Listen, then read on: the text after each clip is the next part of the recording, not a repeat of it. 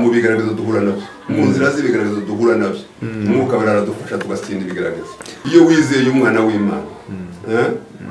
wizera umwana w'Imana urakizwa kandi uhabwa umwuka wera w'Imana ni Yesu Kristo uba winjiye mu mutima wawe ni Yesu Kristo uba winjiye mu mutima wawe niko yabwiye umunsi uzaganira amaze kuzuka yabwiye abana afunze ababwira ngo mugume mu murwa kugeza muzahabwa umwuka wera w'Imana kandi namwe nimumara kumuhabwa muzaba abagabo gukumpamya uhabwa umwuka w'Imana w'ijuru kandi umwuka w'Imana iyo umaze kuwuhabwa agufasha mu bigaragazo byose mu ntambwe zose zibaho ntacyo two kwishoboza twenyine ariko hamwe n'umwuka w'Imana adufasha mu bigaragazo ibigaragazo duhura nabyo bidufashamo intambara duhura nayo ibintu by'ibigaragazo duhura nabyo arabidufasha mu mwuka w'Imana agoheza inkomezi zo kunesha ibyo bigaragazo kandi ugatsinda iyo uri kumwe n'Imana Yesu niwe wanesheje ibigaragazo hamwe n'umwuka w'Imana aradufasha Bibiliya ivuga ngo n'umutambyi mukuru ngo aciye mu nzira yo kugeragezwa kimwe natwe kugira ngo adufashe natwe abari bambaye umubiri wo kugeragezwa muri iryo jambo umwuka w'Imana aradufasha tukanesha ibigaragazo nta yindi nzira twocamo iyo tuma tunesha iyi si ni ukwakira agakiza nk'umuntu umwuka wera w'Imana umwuka wera w'Imana ni igikora gikomeye mu mutima wawe ni ikintu gikomeye mu mutima wawe mu buzima bwawe bw'umukristo ni ikintu gikomeye cyane mu buzima bwawe bw'umukristo umwuka wera w'Imana agufasha mu ntegeke anagufasha mu bintu byose by'ibigaragazo hamwe iyo wagaze muri za nzira z'amasengesho umwuka wera kuza iteka ryose akagufasha niko babwiye Ayubu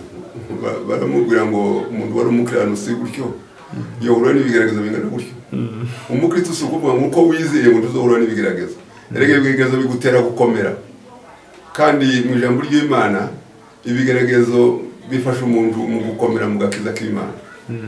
kandi ntabwo wavuga ngo uzobona amahirwe gusa uzobona intuza izo ni inyigisho zidakwiriye uzoca mu nzira z'ibigaragazo na Yesu yaziciyemo n'intumwa zaziciyemo nawe uri mu isi y'umubiri yagwemo shitani nishetu uzoca mu bigaragazo hamwe n'ibyo bigaragazo bigutera gukomera kandi bizotera kuguhimbaza nushika mu ijuru ry'Imana kuko watsinze ibigaragazo niko umwanditsi yabivuze ngo hahirwa bihanganira ibibagaragaza ngo nibamara kubinesha bazohabwa ikamba ry'ubugingo Imana yateguriye abayikunda ibigaragazo uzohabwa ikamba ry'ubugingo ibigaragazo bitera umukristo gukomera nta mukristo gukomera adahuye n'ibigaragazo nabyo bitera gukomera ariko hamwe n'umwuka w'Imana turabishobora tukabinesha erega bari muri Kristo Yesu umwami sabakene Paulo yaravuze ngo n'abatunzi batagira akagero ni ubutunzi kumenya Kristo ni ubutunzi butagira akagero wohumura amaso ni ubutunzi butagira akagero umukristo aba yabonye ubutunzi butagira akagero ibintu byo mu isi nibya muda iyo wafashe umwuka w'Imana n'ubukristo bw'Imana biragusuzuguza wohura n'ibintu byose ni sawa ni mwisi si iwacu ariko tuzoshika mu gihugu cy'iwacu tuzoruhuka iteka ryose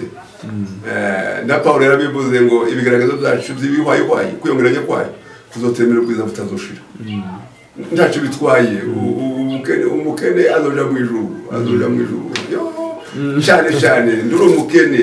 Bibiliya ivuga ngo dutungisha benshi tuboneka turabakene ko dutungisha benshi ntabwo uri umukene ufite ubutunzi butagira yabaho mukamaso ngo ubone ibitangaza wahawe n'umugisha wahawe n'ubuntu bw'Imana buva mu ijuru wahawe turusubira ko buba muri umukene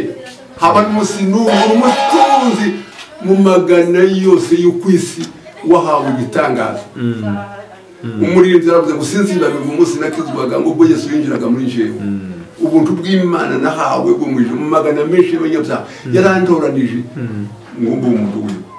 uzi ko watoraniwe mu migisha ubutunzi bwo mu ijuru watoranije ubu mu isi dore tugenda bw'umudamu mutoya umudamu wose akagenda ni mapambo ile ya dunia hakuna kitu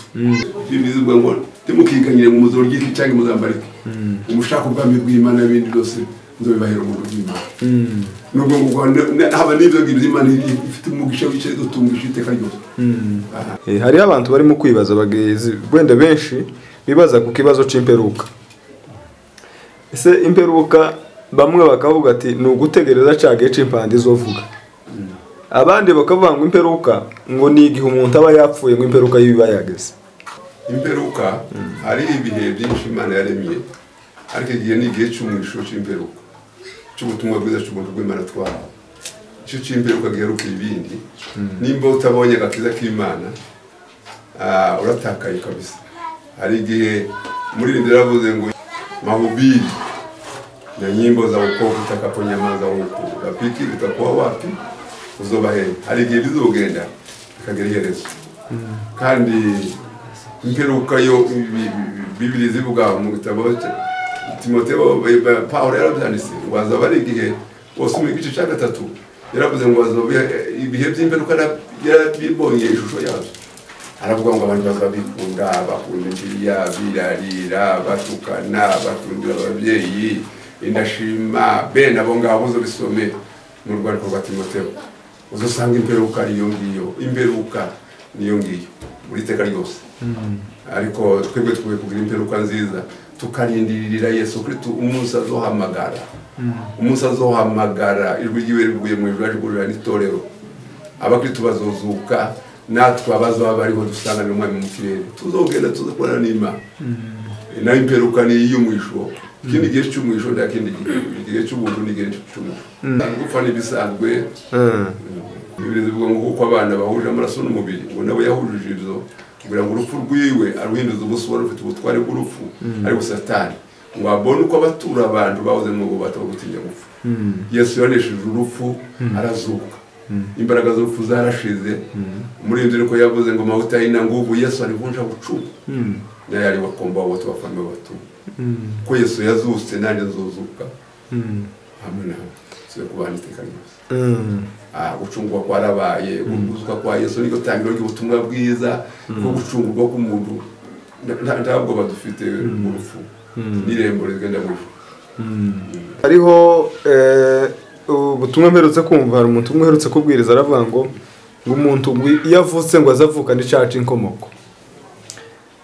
Ese nkibaza ngo ese nk'umwana mutoya wenda utaramenya iciza n'ikibi wavukanye ico caca inkomoko iyo apfuye atari yageza mu gihe cyo kuvuga ngo amenye iciza n'ikibi aho aruhukira ni hehe azajahe kandi afite ico caca inkomoko. Umuntu wese ubyarwa muri Adamu aba afite ya caca inkomoko. Umuntu wese ubyarwa muri Adamu nico gituma Yesu yavuze ngo mutabyara bwa kuri tubazona ubwami bw'Imana. Iyo tubuse ubwa kabiri tuba tuvuye mu nkomoko y'icyaha Adamu. Sasa tuba tubaye ibiremwa bishe muri Kristo Yesu umwana ibyakare byabishize. Umuntu wese tuvukana urubuto rwa Adamu iteka ryose mu mubiri. Mu mubiri tuvukana urubuto rwa Adamu nico gituma kamere yacu ari mbi. Tuvukana icyaha Adamu kamere yacu ni mbi tuvukana nayo. Ariko iyo tubyawe ubwa kabiri kandi umuntu bw'Imana bukuje urahinduka umuntu wese azabubona akavuga ngo ubuntu bw'Imana bumujeho arahinduka agira ubuhamya bwiza imbere y'Imana kandi nawe ibintu uzobona ko kwabaye musha.